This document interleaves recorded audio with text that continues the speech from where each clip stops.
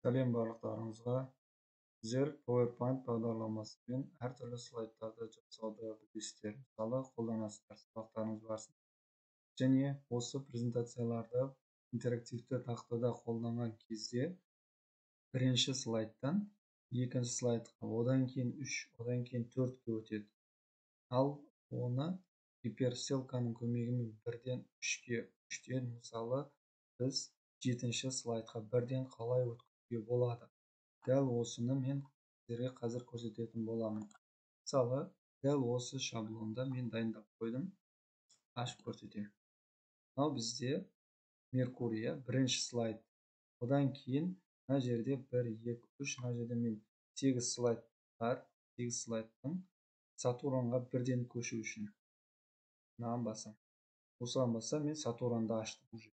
Одан кейін мысалы мына жерге бассам шолпанды ашты. Соңғы слайдты ашу керек болса Плутон ашылып тұр. Немесе Уран. Дәл осылай кез келген шаблондағы слайдты ашуға болады. Енді мына жерде мына айналып тұрғандар бізде гифтер, немесе осы жерге фото қойсаңыздар да болады. Немесе бір сөзбен жазып қойсаңыздар да болады. Негізі осындай гифтер әдемі көріну үшін осылай гиф қойдым мен. Енді дәл осындай гиперссылканы қалай жасауға болады, соны көрсететін боламын. Ол үшін мысалы создать слайдты ашамын. Вставка бөліміне өтіп, фигурадан мынандай домалақты таңдап аламын. Осындай домалақты таңдап алдым. Одан кейін бірінші осындай домалақты таңдап алыңыздар. Одан кейін осыны мысалы барлығының размері бірдей болу үшін, өлшем бірдей болу үшін осыны копиялап етіп, осыны қойып аласыздар. Былай. Осылай қойып шығасыздар. Осыдан кейін мына жердегі формат фигуры басамыз. Рисунок или текстураға басып, файлиге баса отырып, мына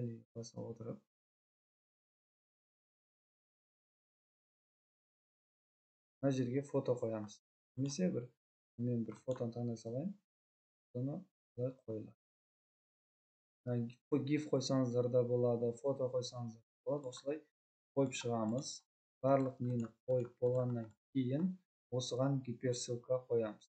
Гиперссылка қою үшін вставка бөлімінен гиперссылкаға басып, место в документіге басамыз. Одан кейін осы бірінші дөңгелек, осы бірінші дөңгелектің гиперссылкасы қай слайд болады. Мысалы 4-ші слайд болады. Осы 4-ке басып, окей дейміз. Қалғандары, мысалы екінші дөңгелектің гиперссылкасы қайсысы болады? 2 болады.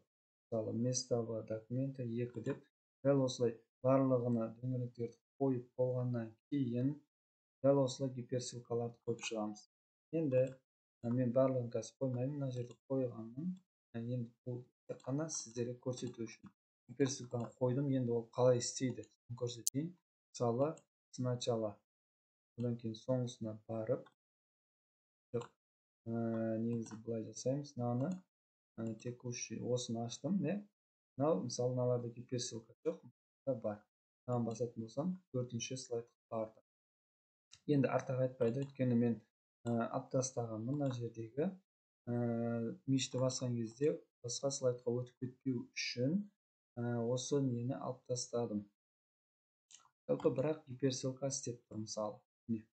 Жаңа көрсеткенімдей ашып, мынада мысалы гиперссылка 2-дегі шолпан несін ашып тұр.